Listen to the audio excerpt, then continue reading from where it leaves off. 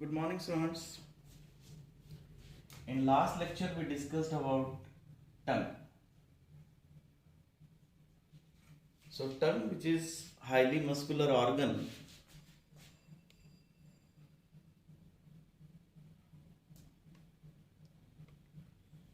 yes, the structure of tongue.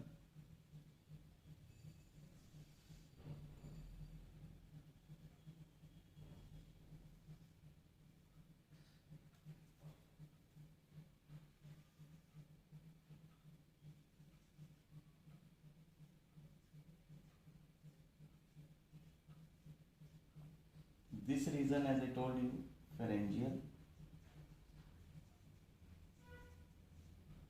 and this region, which is oral part of the tongue. There are, this is lymphoid region. This is called as lingual tonsils.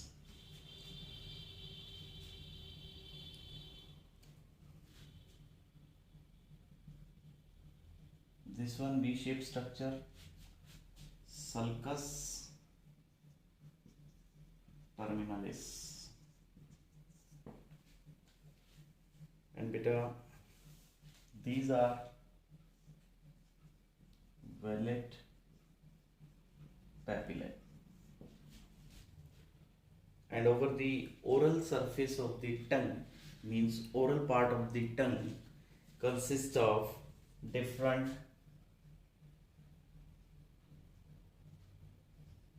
papilla.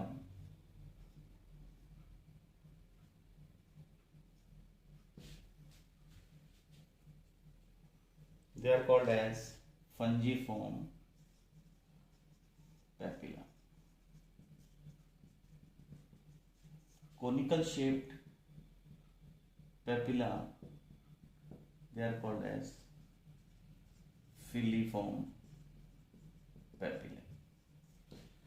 So there are three types of the functional papilla. As I told you, टंग के ऊपर functional पैपिलाe कौन कौन से हैं? First is fungiform, second which is filiform, third vallate papilla. They are functional papilla over the tongue. Now, fungiform. They are pink colored, small. These papilla are pink colored, small in size, and they are spherical in shape.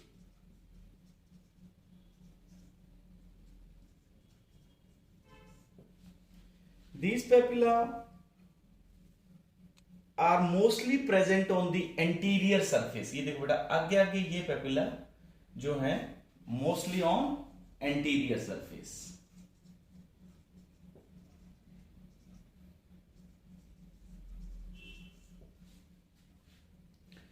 They impart pink color to the tongue. ये वाले जो papilla है ना फंगिफॉर्म, ये जो anterior region में है, impart pink color to the tongue.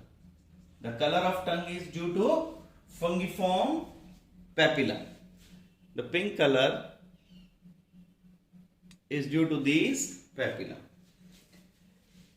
Second बेटा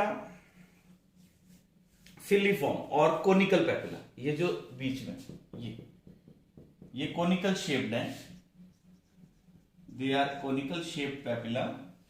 These papilla are thread like, white in color. They are white colored papilla. They are most numerous. सबसे ज्यादा ये मिलते हैं, most numerous. बट एक इंपॉर्टेंट फैक्ट है इनके लिए, डिवॉइड ऑफ टेस्ट बर्ड्स. इनमें टेस्ट बर्ड्स नहीं है. टेस्ट बर्ड्स कौन से होते हैं? जहां पे टेस्ट रिसीव करने के लिए रिसेप्टर्स हों.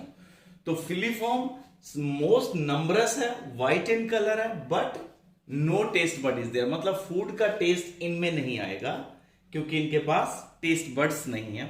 थर्ड है बेटा वैलेट पेपिला, ये सबसे बड़े हैं, दे आर लार्जेस्ट पेपिला, और इनका नंबर सिर्फ 8 to 12 इन नंबर होते हैं बेटे, और स्फेरिकल इन शेप है, they are spherical in shape and present very close to the sulcus terminalis. Now the function of tongue. Tongue का काम क्या है बेटा?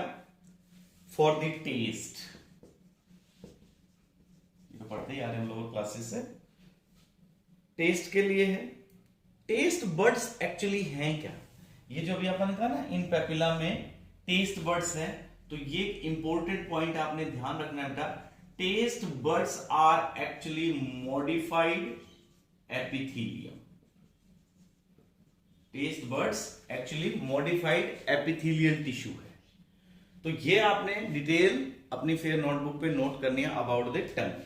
नाउ नेक्स्ट कंसेप्ट हमने स्टार्ट किया था बेटे बकल कैविटी। बकल कैविटी के अंदर फर्स्ट पार्ट हमने पढ़ लिया है जो डिटेल में टंग के बारे में। अब सेकंड पार्ट है बेटा teeth.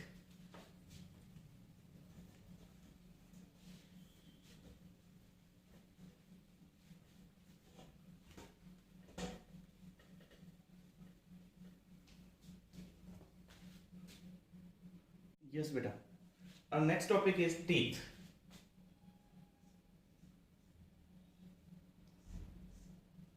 Teeth are actually ectomesodermal in origin.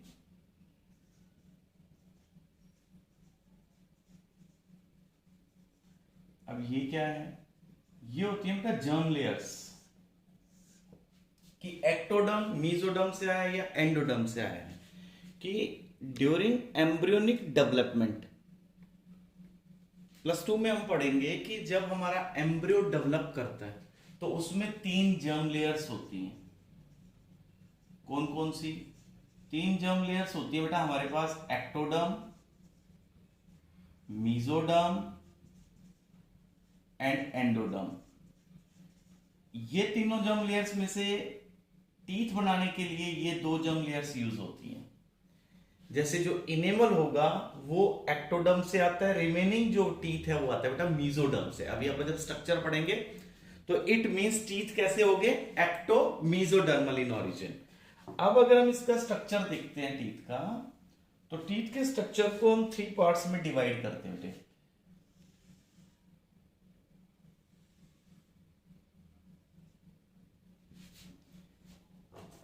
This outer reason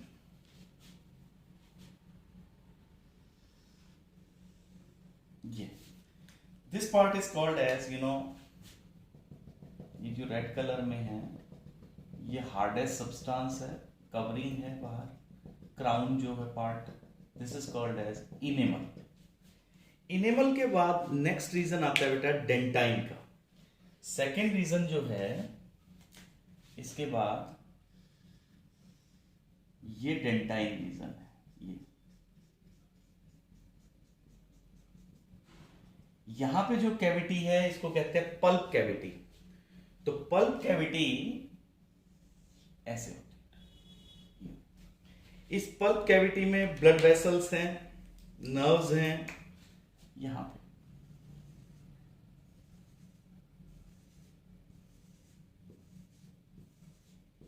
like this.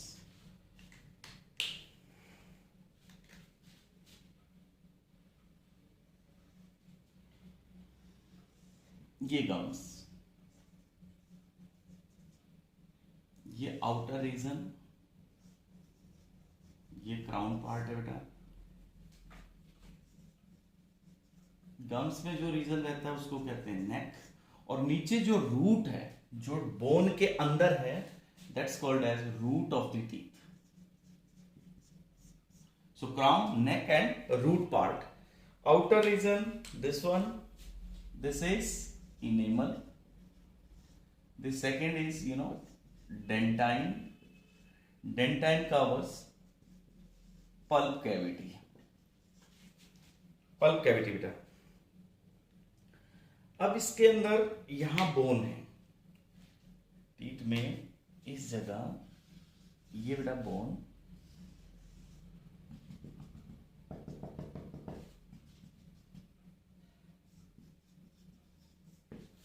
Bone और टीथ के बीच में यहां पे ये reason,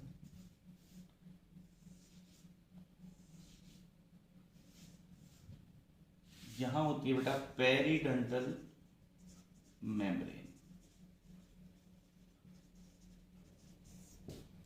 and second one which is cementing layer.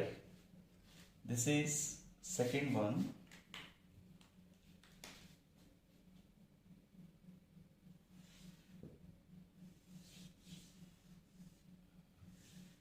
This is acellular cement. Pulp cavity is actually covered by a layer of odontoblasts.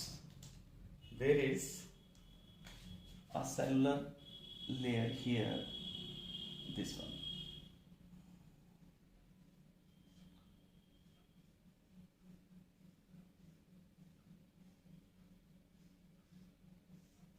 Layer of odontoblasts pulp cavity को form करने के लिए. सो मैं रिपीट कर रहा हूं बेटा. Tooth is divided into three parts: outer crown, middle neck, and lower is called as root. Root is actually embedded in the bones. Bone के अंदर है. इस क्राउन पार्ट में आउटर व्हाइट कलर का जो दिखता है ये क्या है बेटा? इनेमल. इनेमल के नीचे कौन है? डेंटाइन. डेंटाइन कवर किसको रखता है? पल्प कैविटी को. पल्प कैविटी के अंदर क्या है? ब्लड है, नर्व्स है, जो यहां नीचे अपर्चर से आते हैं. अभी डिस्कस करेंगे उसको. यहां पे दो लेयर हैं. एक है बेटा पेरिडेंटल मेम्ब्रेन जो बोन की आउटर कवरिंग के साथ है, and there is a cellular cement which keep this teeth fixed in the alveoli. Alveoli का मतलब बोन्स के अंदर की जो कैविटी है जिसमें टीथ है, तो इस कैविटी को एल्व्यूलाई कहेंगे जिसमें टीथ रहते हैं. Now crown, first part.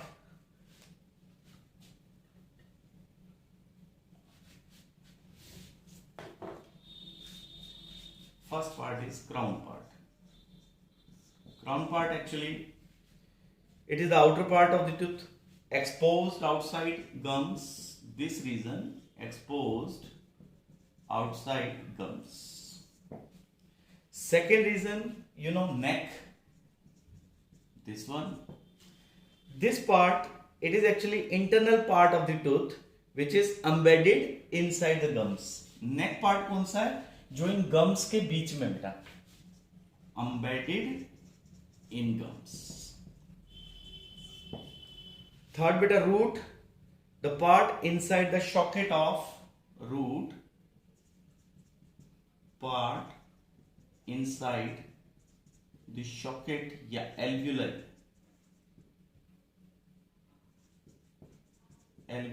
of bone. Bone के सॉकेट के अंदर जो रीजन है टूथ का, that is called as root of the tooth. Now enamel, this part is actually ectodermal in origin. अभी अपन डिस्कस किया ना कि एम्ब्रियो डेवलपमेंट में 3 लेयर्स होती है बेटा, एक्टोडर्म, एंडोडर्म एंड मीजोडर्म.